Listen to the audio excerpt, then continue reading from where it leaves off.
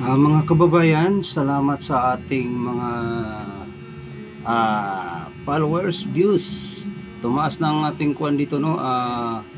1,700 views. Ang followers natin ay 400, no? Salamat. Shout out sa mga OFW, no?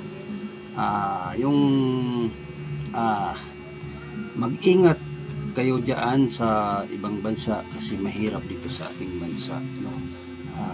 Kasi iba na ang namumuno ngayon, no? Wala na sa hulog o wala na sa tamang wala nang magandang administrasyon, no? Presidente si Bongbong, no? Kasi dito mga kababayan, kapag di tayo, kung manahimik lang tayo, wala tayong mapapala, mas lalo tayong idiin ang mga kababayan natin, no? Sila ang yumaman, tayo ang nagbigay ng buhis, ha? Tayo ang nagbigay. Wala silang awa, mga kababayan, sa mga Pilipino nga OFW, no?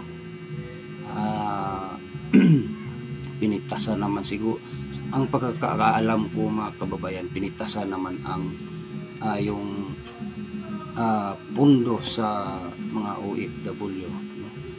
Sa bangko, no? Mabangkarote na yung bangko, wala tayo, kaya kailangan kikilos na tayo, no? Ang ilagay natin dyan sa pagka-presidente, kundi si Sara Duterte, ha?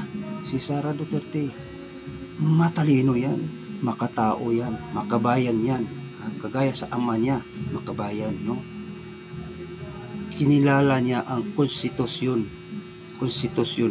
kinilala niya, hindi kagaya kay Bangag, ang konstitusyon binabaluktot, no? Tayo pa ang mali, mga kababayan.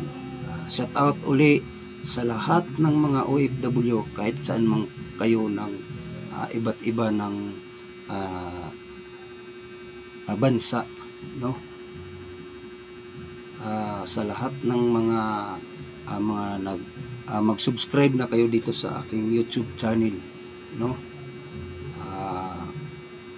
Ako po ay magpasalamat sa inyo, no? Sara Duterte tayo, no, mga kababayan. Salamat sa inyo.